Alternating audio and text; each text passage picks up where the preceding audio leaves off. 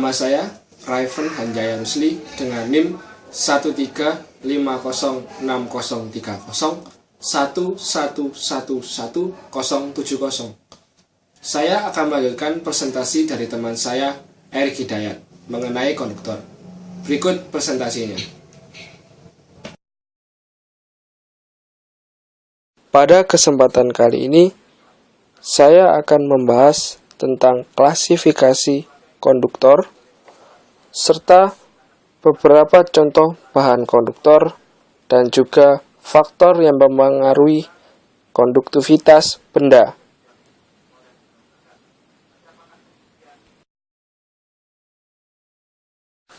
Bagian pertama, yaitu pembagian konduktor. Konduktor dapat diklasifikasikan berdasarkan pertama, susunan atau struktur material.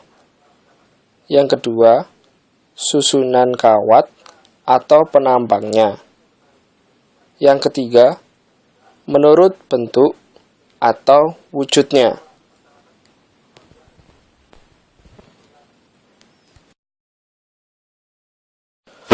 Menurut susunan atau struktur materialnya, konduktor dibagi menjadi 3, yaitu kawat logam biasa, kawat logam campuran atau alloy, kawat lilit campuran.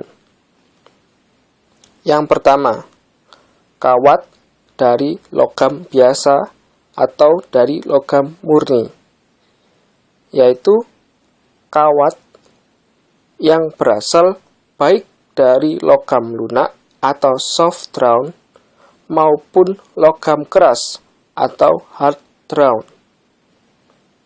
Yang kedua, kawat dari logam campuran. Misalnya adalah AAAC atau bisa disebut all aluminium alloy conductor. Yang ketiga, kawat dari logam paduan atau kawat lilit campuran, yaitu kawat yang lilitannya terdiri dari 2 jenis logam atau lebih.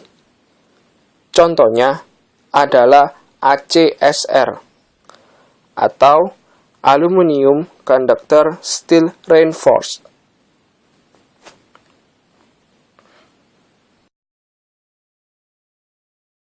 Menurut susunan kawat atau penampangnya, konduktor dibagi menjadi 4. Yang pertama, kawat padat atau solid wire adalah kawat tunggal yang padat, tidak berongga, dan berpenampang bulat. Umumnya berpenampang sampai dengan 10 mm kuadrat. Yang kedua adalah kawat berlilit atau stranded wire. Stranded wire atau kawat berlilit adalah kumpulan dari 7 sampai 8 kawat tunggal yang dililit menjadi satu. Lalu, yang ketiga adalah kawat berongga atau hollow conductor. Kawat berongga dibuat dengan tujuan untuk mendapatkan garis tengah luar konduktor yang lebih besar, sehingga pendinginnya lebih sempurna, dan untuk didapatkan sifat kekakuan. Yang keempat adalah kawat serabut. Kawat ini adalah kawat inti kabel.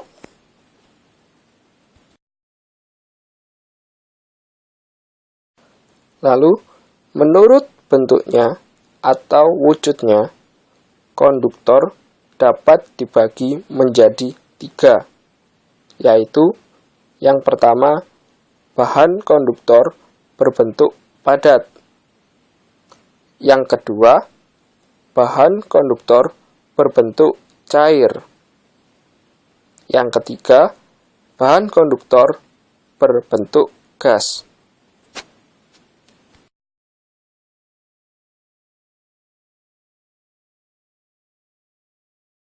Berikutnya adalah karakteristik bahan konduktor. Yang pertama adalah karakteristik mekanik. Karakteristik mekanik adalah kemampuan yang harus dipunyai bahan listrik terhadap segala gaya atau tekanan atau tarikan yang ada padanya. Kekuatan tarik akan naik dengan bertambahnya jumlah campuran. Yang kedua adalah karakteristik listrik. Karakteristik listrik menunjukkan kemampuan dari konduktor terhadap arus listrik yang melewatinya. Tahanan listrik adalah suatu besaran yang menyatakan adanya hambatan dari bahan penghantar dalam menyalurkan arus listrik.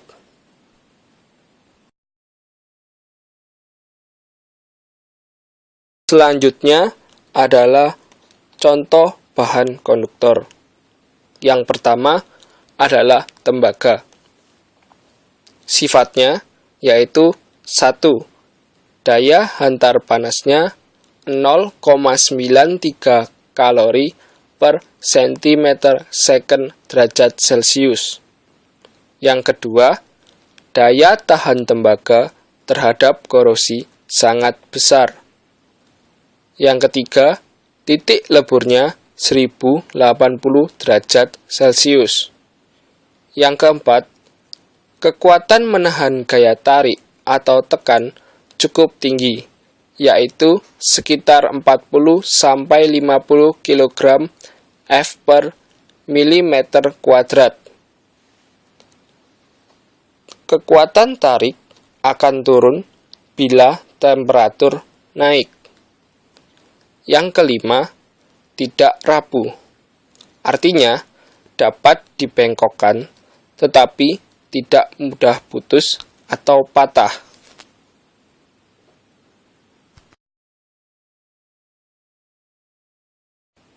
Penggunaan tembaga. Yang pertama, sebagai bahan penghantar pada inti kabel, kumparan-kumparan trafo, generator, dan motor, serta jaringan listrik, karena bahan tembaga mempunyai konduktivitas yang cukup tinggi. Yang kedua, sebagai alat atau bahan pengukur temperatur pada termokouple. Yang ketiga, tembaga keras atau hard drawn copper digunakan apabila diperlukan untuk menahan tegangan tarik atau tekan yang tinggi dan tahan terhadap medan keras. Yang keempat adalah tembaga lunak atau annealed copper, digunakan apabila dipentingkan sifat lenturnya.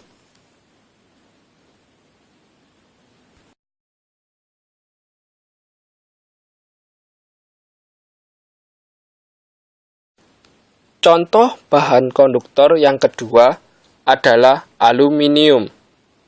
Sifat-sifat fisiknya antara lain, yang pertama, daya hantar panasnya 0,5 kalori per cm second derajat Celcius. Yang kedua, daya tahan terhadap korosi lebih besar daripada tembaga. Yang ketiga, massa jenisnya kurang lebih 3 kali lebih kecil daripada massa jenis tembaga. Yang keempat, aluminium tidak baik untuk dipatri, akan tetapi dapat dilas. Yang kelima, titik leburnya 660 derajat Celcius. Berikutnya, sifat-sifat mekanisnya. Kekuatan menahan tegangan tarik, atau tekan lebih rendah daripada tembaga, yaitu kurang lebih 15-23 kg F per milimeter kuadrat. Akan tetapi, aluminium mudah dikerjakan, dibengkokkan, atau dipres.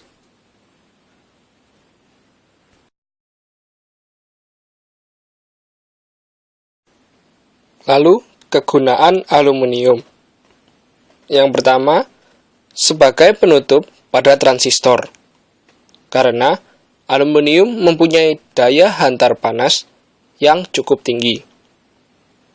Yang kedua, sebagai bahan pelindung pada bagian-bagian peralatan yang tidak boleh terkena gelombang elektromagnetik. Karena aluminium termasuk bahan yang magnetis. Yang ketiga, sebagai bahan yang digunakan pada kumparan transformator arus, rotor, dan sebagainya, karena pengerjaannya mudah.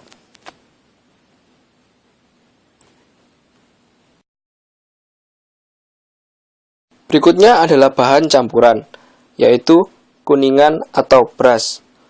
Kuningan merupakan campuran antara tembaga dan seng, mempunyai warna kuning. Harganya lebih murah dibandingkan dengan bahan tembaga murni. Titik leburnya 900 derajat Celcius. Biasanya dipergunakan sebagai media gelombang UHF atau microwave. Lalu berikutnya adalah perunggu atau bronze. Perunggu merupakan campuran antara tembaga dengan timba. Tahanan jenisnya lebih besar dari bahan kuningan. Titik leburnya 1040 derajat Celcius. Mempunyai daya tahan yang baik terhadap korosi. Biasanya digunakan sebagai penghantar atau konduktor pada hantaran-hantaran yang halus, misalnya pada kawat telegraf atau telepon, dan sebagainya.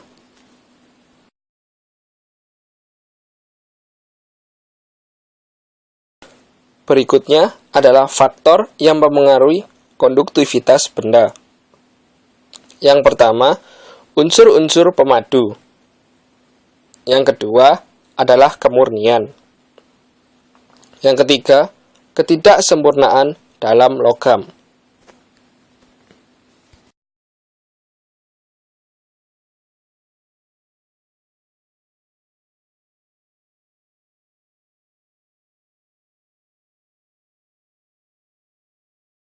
Berikutnya adalah tanya jawab. Soal pertama, sebutkan contoh bahan konduktor dari zat padat dan zat cair. Jawabnya, zat padat yaitu aluminium, tembaga, perunggu, dan kuningan. Zat cair adalah elektrolit. Elektrolit termasuk sebagai konduktor, karena ketika elektrolit dialiri listrik, maka cairan tersebut dapat menghantarkan listrik. Contoh elektrolit adalah asam basah yang kuat. Pertanyaan kedua, sebutkan kegunaan perunggu dan kuningan sebagai bahan konduktor, yaitu perunggu sebagai penghantar atau konduktor yang biasanya dipakai untuk hantaran-hantaran halus seperti pada telegraf dan telepon. Sedangkan kuningan digunakan sebagai media gelombang UHF atau microwave. Demikian presentasi dari kelompok kami. Bila ada salah-salah kata, kami mohon maaf. Sekian dan terima kasih.